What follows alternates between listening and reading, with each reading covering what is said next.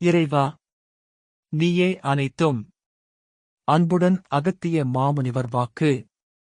சித்தன் அருள் 1225 பஞ்சவடி வாக்கு 2. மாமிச அசைவ உணவு உண்பதால் நம் உடம்பில் உள்ள யுரேனியம் எனும் தாது வளர ஆரம்பிக்கும். அது வளர வளர கஷ்டங்களே வந்து கொண்டிருக்கும். அன்புடன் அகத்திய மாமுனிவர் வாக்கு. அப்பனே, குறைகள் நம்மிடையே வைத்துக்கொண்டு இறைவனை சாடுவது அப்பனே தவறு என்பேன். அப்பனே, இன்னொன்றையும் யான் சொல்கின்றேன். அப்பனே, யுரேனியம் எனும் தாது உடம்பில் ஒளிந்து கொண்டிருக்கின்றது அப்பனே. ஆனால் அது வளர வளர கஷ்டங்களே வந்து கொண்டிருக்கும் என்பேன் அப்பனே. அதை கட்டுப்படுத்த சரியான வழிகள் அப்பனே வரும் காலங்களில் சொல்வேன். ஒவ்வொன்றாக சொன்னால் தான் மனிதனுக்கு புரியும் என்பேன்.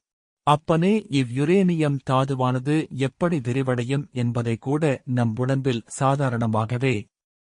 ஆனாலும் மற்றவர்களை ஏன், அதாவது உயிர்களை கொன்று சாப்பிடக்கூடாது என்பதை கூட பெரியோர்கள் சொன்னார்கள் என்பேன் அப்பனே.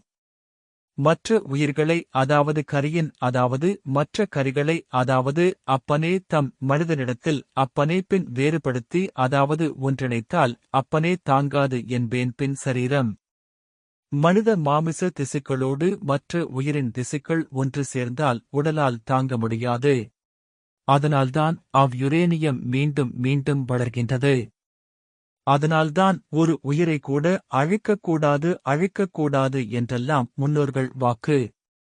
நலமாகவே நலமாகவே. அதனால் அப்பனே, அழிவுக்கு யார் காரணம் என்று தெரிந்து கொண்டீர்களா? அப்பனே, அழிவிற்கு காரணம் மனிதனே என்பேன். ஓம் அன்னை ஸ்ரீ லோபாமுத்ரா உடனுரை தந்தை அகத்திய மாமுனிவர் திருவடிகளில் சமர்ப்பணம். சர்வம் சிவார்ப்பணம்.